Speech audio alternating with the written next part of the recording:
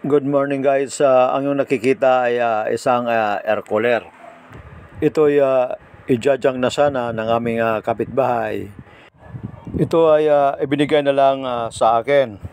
Ngayon guys, i-check natin kung ano ang problema at kung ano ang magagawa natin dito.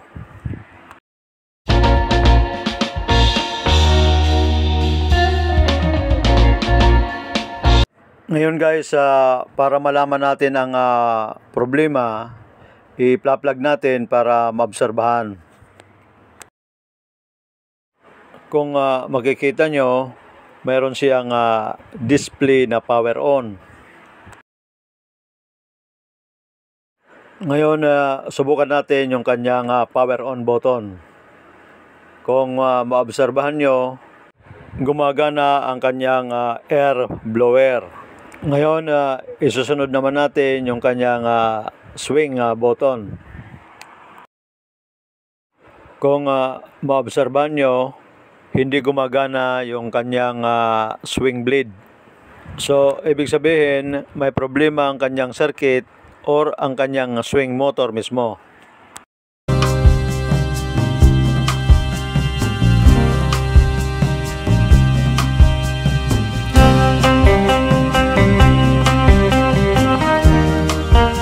Ngayon, subukan naman natin yung kanyang call.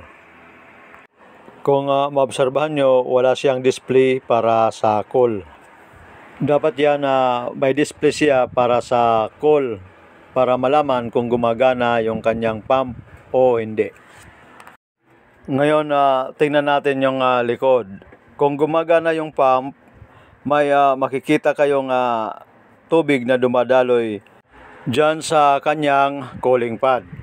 Since wala tayong nakikitang dumadaloy sa kanyang cooling pad, ibig sabihin niyan may problema ang kanyang circuit or ang kanyang water pump mismo.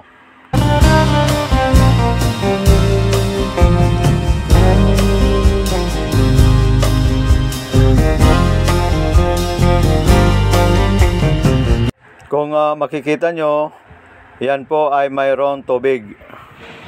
Ngayon, subukan naman natin ang kanyang speed button. Kung maobserbahan nyo, walang display para sa kanyang speed indicator. At ang kanyang air blower ay nag-stop. So, ibig sabihin, may problema talaga ang circuit. Dapat yan, pag pinindot yung speed button niya ay mag-iiba ang kanyang speed. Kaya yan may low, medium at high. Sira din ang kanyang anion function. At pag pinipindot yung kanyang mode button ay nag-i-stop yung kanyang air blower. So guys, maliwanag na may problema ang kanyang circuit board. Since ako'y hindi naman electronic technician, ang gagawin natin dito, i-convert na lang natin ng manual. Dahil kahit anong troubleshoot mo sa circuit board, kung hindi naman tayong electronic technician, ay hindi mo talaga matutroubleshoot yan. Kaya minabuti ko na lang na i-convert na lang ito sa manual.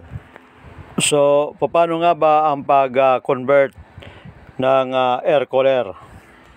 Unang gagawin dyan sa pag-convert ng air cooler, unang i-check dyan yung kanyang air blower. Pangalawa, yung kanyang water pump. Pangatlo, yung kanyang swing motor. Pang-apat, ang kanyang magnetic float level switch. Yung apat na yan na nabanggit ko ay kailangan ay gumagana yan para makumpleto yung ating conversion to manual sa ating water air cooler. So guys, manatili kayong tumutok para malaman nyo kung paano mag-convert ng electronic controlled na water air cooler.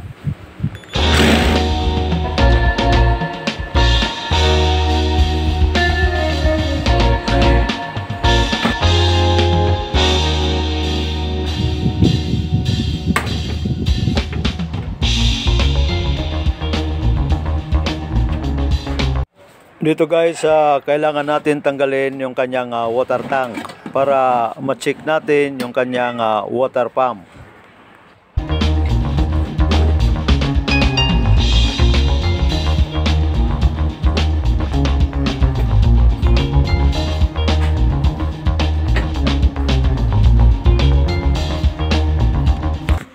So guys, yan ang water pump. Kung makikita nyo, yan po ay may lever na pag ipasok yung water tank, yan ay bababa yung kanyang water pump. Yung ginagalaw ko, yan ang magnetic float level switch. Ang gamit nito, kapag nawalan na siya ng tubig, ang pump ay automatic siya mag-stop.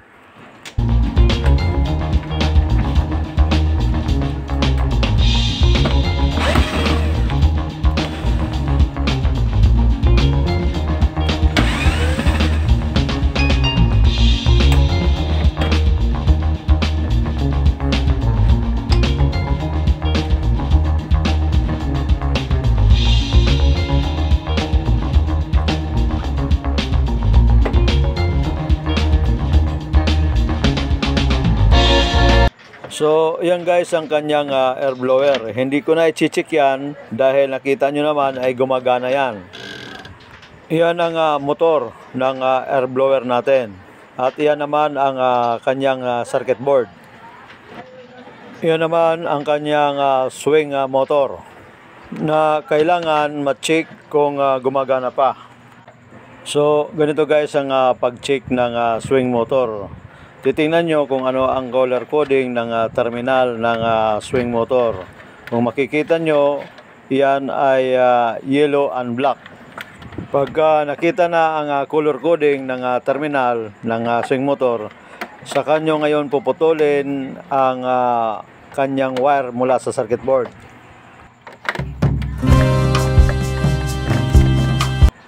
Ayan guys, naputol na yung yellow terminal. Ang susunod naman natin na puputulin yung black terminal.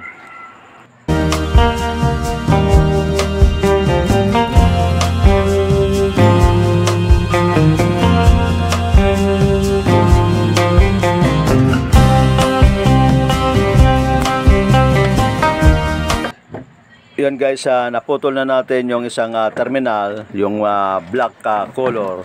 Ang gagawin natin dyan guys ay ererekta natin, paanda rin yung kanyang swing motor. So paano naman ang pagrekta para mapagana ang swing motor? Ang gagawin nyo, kukuha lang kayo ng power cord. Yan guys ang power cord na sinasabi ko. Dyan natin kukonek ang terminal ng swing motor natin.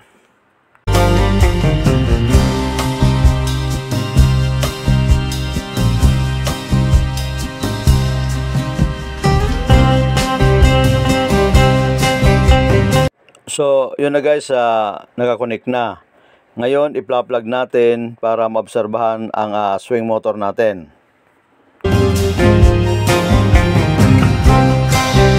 Ngayon guys, kung maobserbahan nyo, gumagana yung swing motor natin.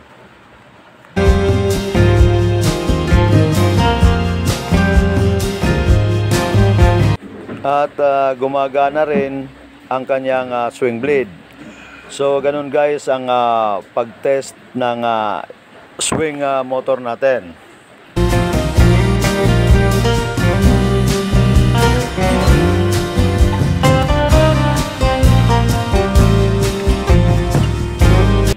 Ngayon ang susunod natin yung pag-test ng water pump kung gumagana pa. Tulad din kanina, ititrace natin kung ano ang kulay ang terminal ng water pump. Katulad niyan, yung terminal ng water pump ay blue and brown. So puputulin natin ngayon para matesting natin ang water pump.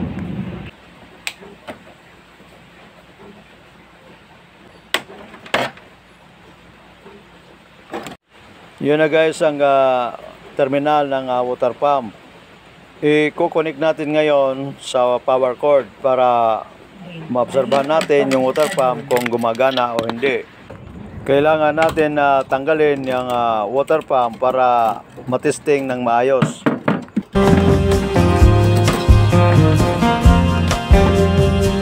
Ang voltage rating ng ating water pump ay 220 to 40 volts, 50 to 60 Hz. Kailangan din natin tanggalin itong magnetic float level switch para matesting.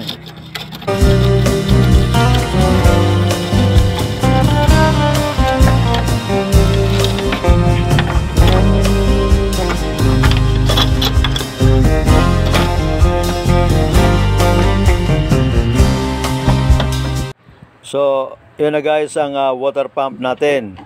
Kukunan muna natin ng resistance bago natin i-rekta sa pagtesting.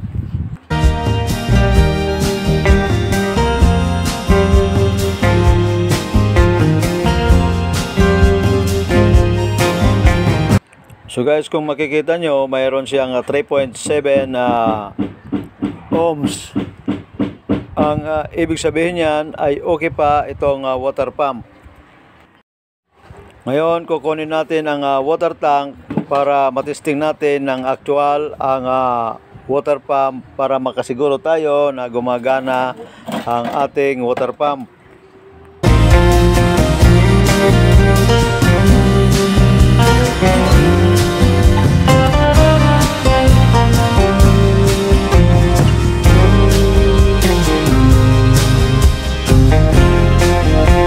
Tulad din kanina, kukuha tayo ng power cord para sa pagtesting ng ating water pump.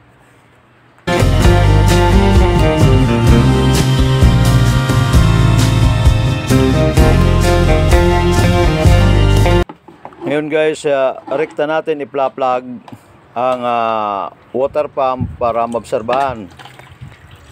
Kung makikita nyo, gumagana ang ating water pump.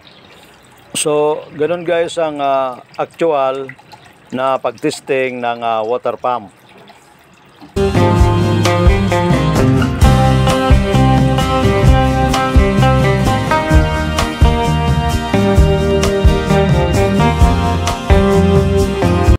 Ngayon, dadako naman tayo sa pagtest ng magnetic float level switch.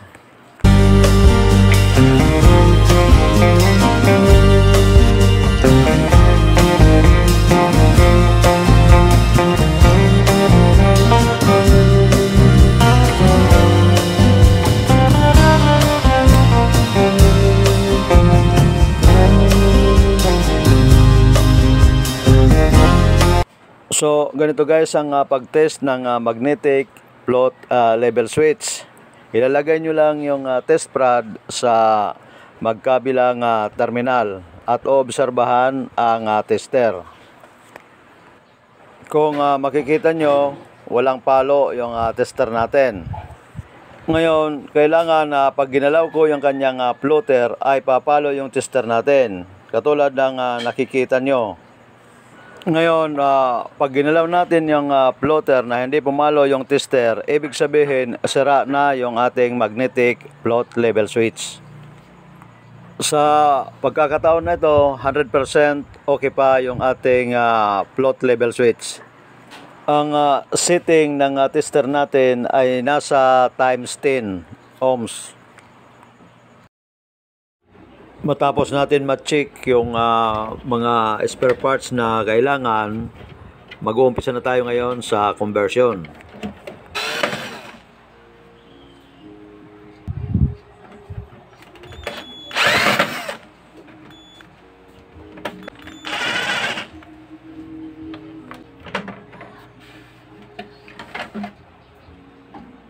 Yan na guys ang circuit board. Ang natitira dyan yung terminal ng air blower fan. Kailangan bago putulin ang terminal ng air blower ay malaman kung ano ang kulay ng low, medium at high. Yung red color na yan na natanggal, yan yung high speed. Yung white color ay medium speed. Yung blue color naman, yan ang low speed. Yan ang yellow na pinutol natin kanina para sa swing motor.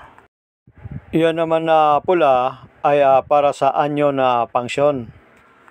Yan naman ang brown na pinutol natin kanina para sa call. Ngayon guys, kailangan natin na mag-marking bago natin putulin yung mga terminal ng air blower fan.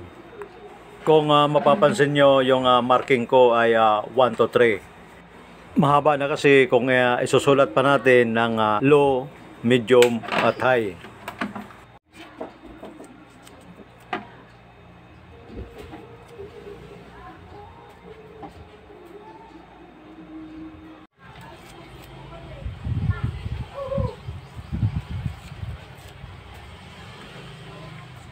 Yung black terminal ay hindi ko na nilagyan ng marking yan dahil iyan ang common. Ngayon guys, dadako na tayo ngayon sa paglagay ng mga manual switches. Sa paglagay ng mga manual switch, titingnan natin yung pinaka-the best natin na location. Dahil dito guys, nakasalalay ang quality ng gawa natin. Iyan po ang front panel. So, kinakailangan sa paglagay ng mga switches, hindi tayo maglalagay kung saan-saan. So, yan na guys ang mga switch na gagamitin natin. Mayroon tayong rotary switch. Para yan sa blower fan. Iyan naman ang kanyang knob. Iyan naman ang rocker switch para sa power on. Ito namang isa para sa call. Iyan namang isa ay para sa swing motor natin. At panghuli ay para sa onion function. Dito guys, bago natin ilagay itong mga switches, lalagyan muna natin ito ng mga short wires terminal.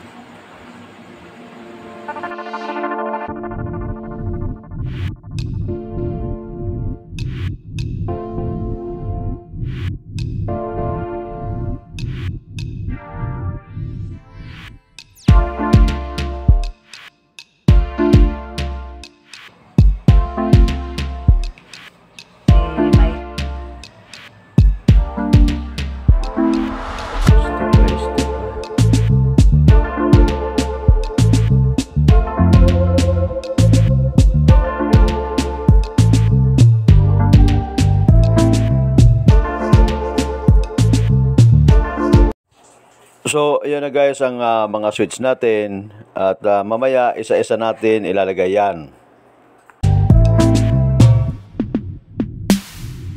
So, ganito guys ang pag-layout ng switch natin. Kukunin lang natin ang sentro ng ating bubutasan. Ang layout nito guys ay para ito sa rotary switch. At susunod yan para sa mga rocker switch.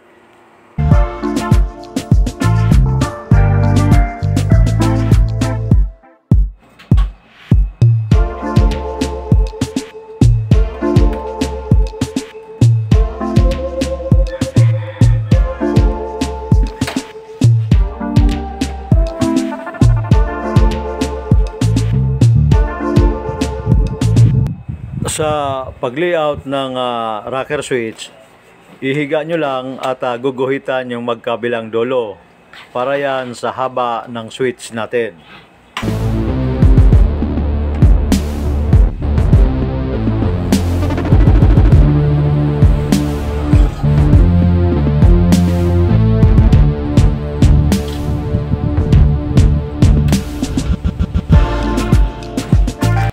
At pagkatapos niyan, itatayo naman na yung switch at guguhitan yung magkabilang dulo para yan sa kapal ng switch natin.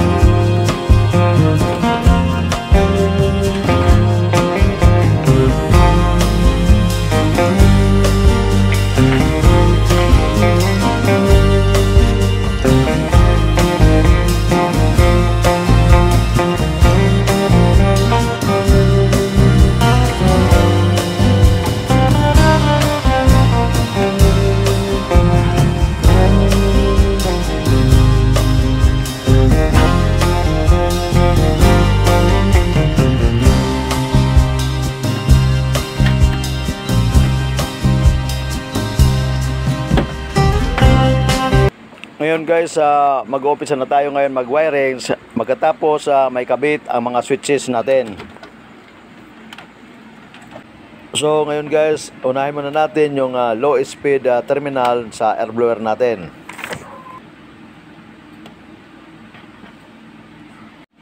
At pagkatapos yan guys, ang isusunod natin yung white terminal para sa medium speed.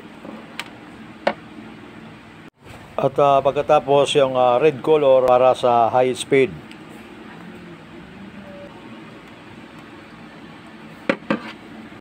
Yan guys ay tapos na natin mahinang yung para sa air blower. Ngayon ang isusunod natin na i-connect ay ang power supply.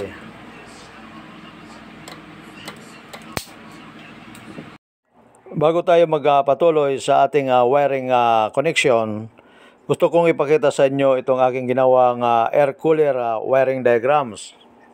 Ito guys ang gagawin nating wiring connection. Kung makikita nyo, meron tayong 5 switches. Yan naman ang ating air blower. Yan naman ang water pump. Katabi niya yung magnetic float level switch. Yan naman ang swing motor. Yung isa naman ay yung anion device. Lilinawin ko lang sa inyo na itong anion ay wala na itong function. Isinama ko lang ito para makumpleto ang circuit wiring diagrams.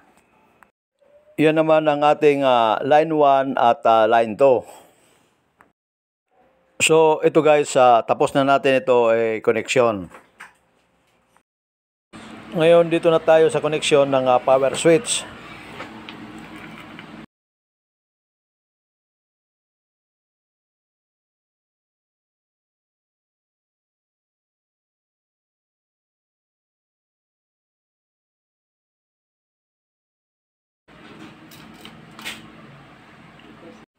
Yan na guys, tapos na i-connect ang power supply.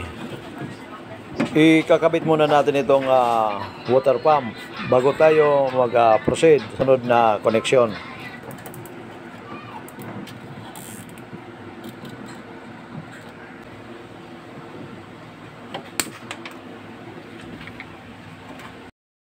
So yan na guys ang water pump. Isusunod naman natin ikakabit dyan yung float magnetic level switch.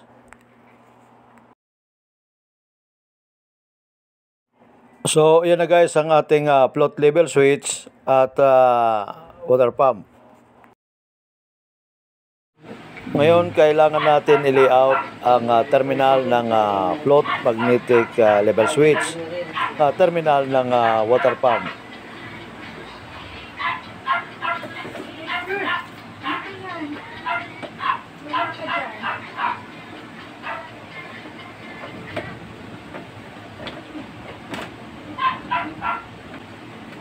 Kailangan natin lagyan ng cable tie yung terminal ng float level switch at ang water pump.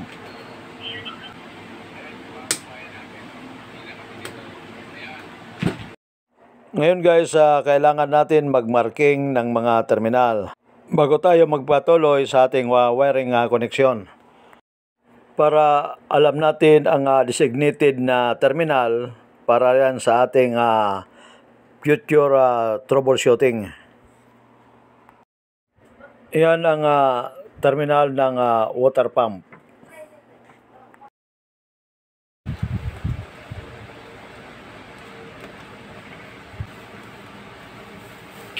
So yan naman ang sa float switch sa terminal.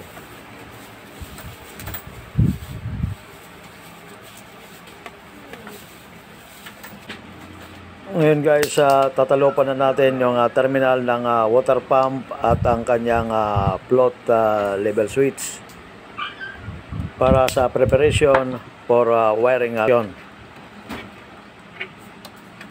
So, ayan na guys ang terminal ng float level switch at ang ating water pump. Ang connection dyan Isi-series nyo lang ang float level switch sa terminal ng water pump. Iyan guys ang connection natin ng water pump at ang kanyang float level switch. Kung makikita nyo, yan ay nakaseries lang sa pump.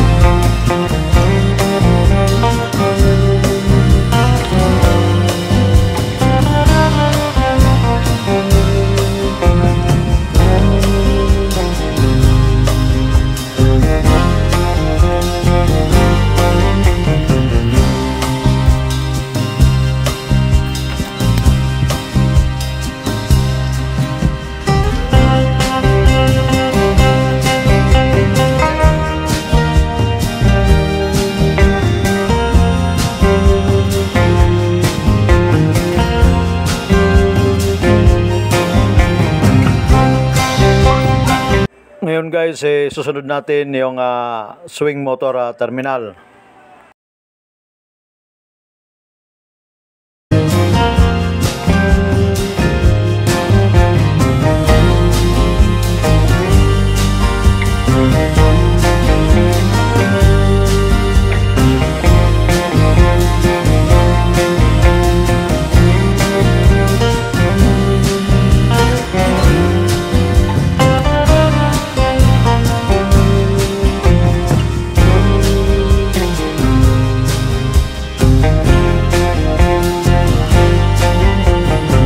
So, yun na guys ang connection natin sa swing motor.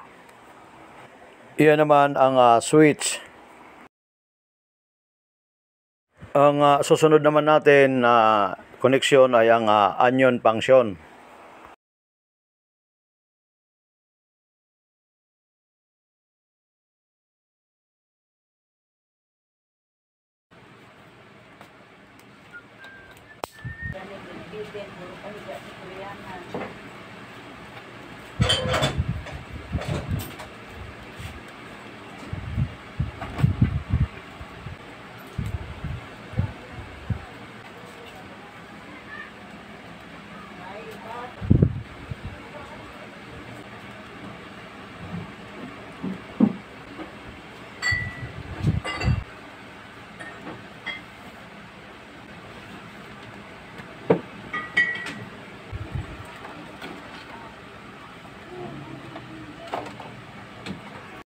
So, yan na guys ang connection natin para sa onion function. Yan ang switch, yan naman ang device, yan naman ang wiring connection natin. Matapos ang ating wiring connection, kailangan natin baliktarin yung panel dahil maglalagay pa tayo dito ng indicator. So, yan na guys ang power indicator. Ilalagay lang natin din sa center para madali siyang makita. Gagamit lang tayo ng holso. Ang size ng holso na yan is 22 mm.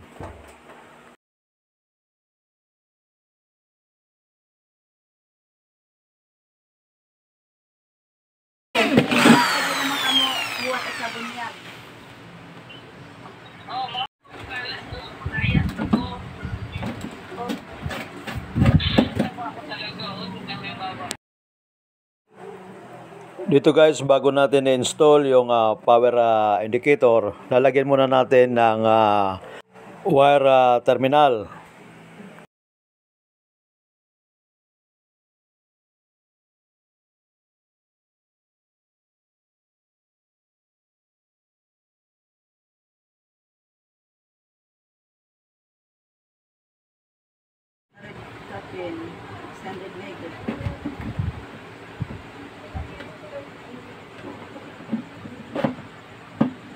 Yan na guys ang power indicator natin.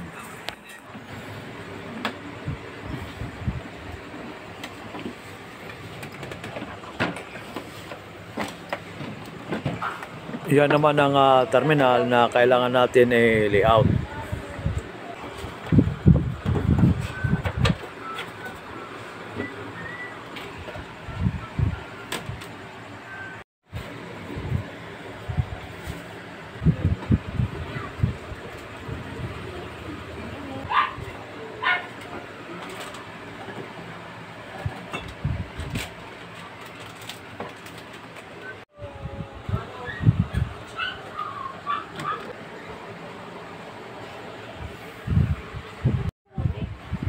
Maglalagay muna tayo ng marking bago natin ito i-terminate.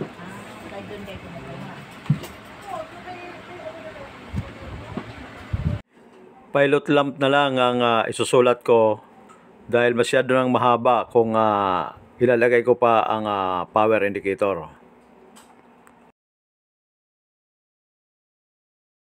Ganito lang guys ang koneksyon ng ating power indicator. Yan ang power switch at yan naman ang power indicator at yan naman ang wiring connection.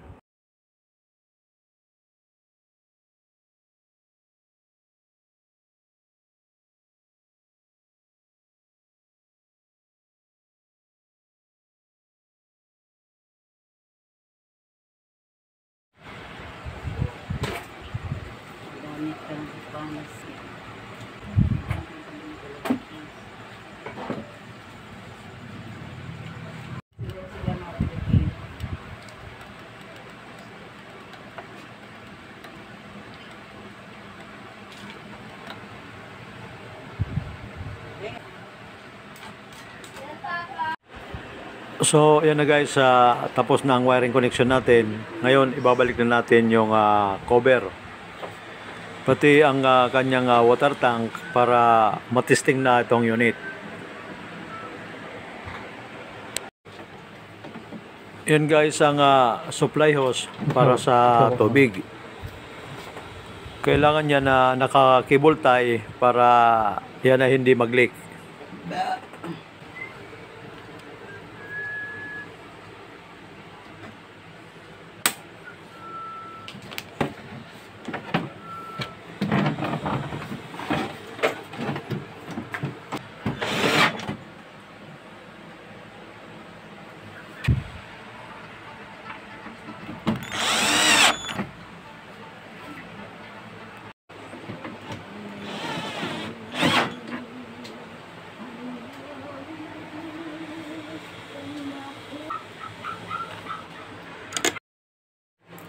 So, yan na guys ang cooling pad, ilalagay na natin.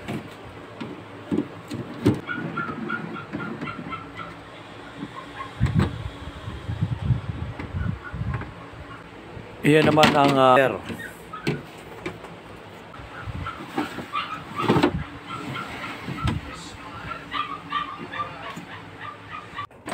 Yan na guys, kailangan natin itayo para mailagay natin yung water tank.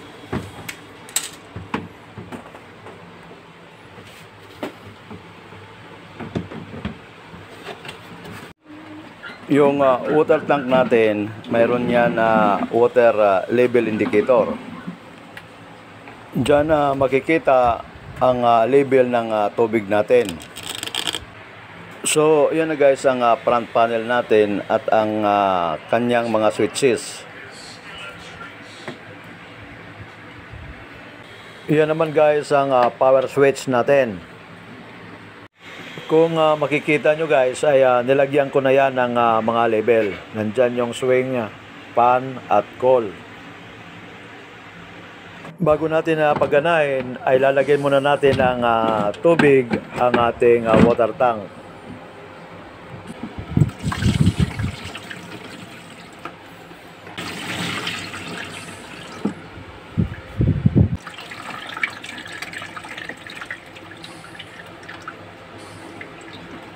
Ayan na guys, nasa tamang level na ang tubig natin. Ngayon, pwede natin ito pagganahin.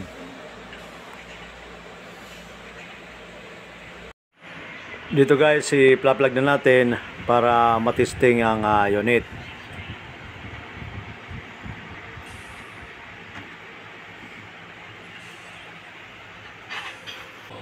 Power on na tayo. Kung makikita nyo ay milaw kagad ang ating power indicator. Ngayon guys, lalagyan muna natin ng masking tape para makita natin ang buga ng hangin. Ngayon, ilagay muna natin sa low speed.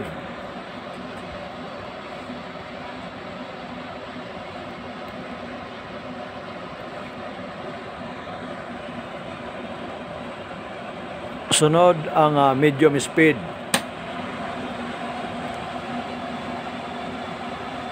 Sunod naman yung high speed.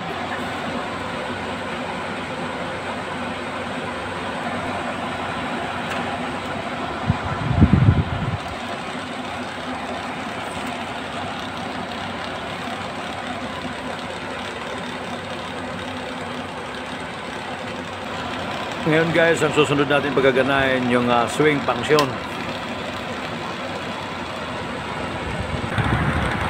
Kung makikita nyo ay gumagana yung swing blade.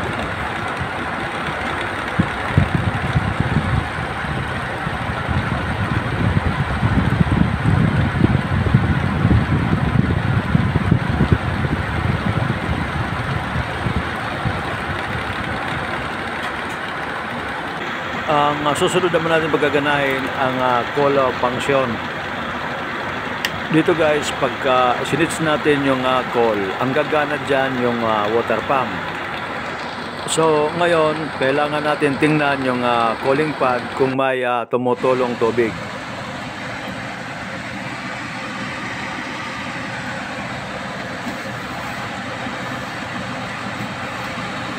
So yan guys, kung makikita nyo, may tumutulong tubig sa calling pad natin. Ibig sabihin yan ay gumagana ang water pump. At kung makikita nyo yung supply hose ay may malabas na tubig. So confirm guys na gumagana yung water pump natin.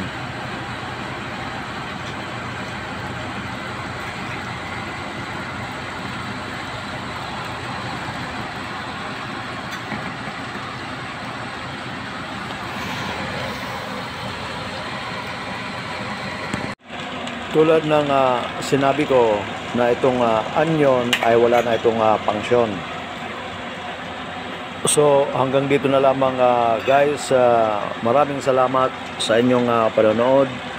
Sana ay nakapagbigay ako sa inyo ng konting kaalaman patungkol sa pag-convert ng electronic type air cooler machine to manual.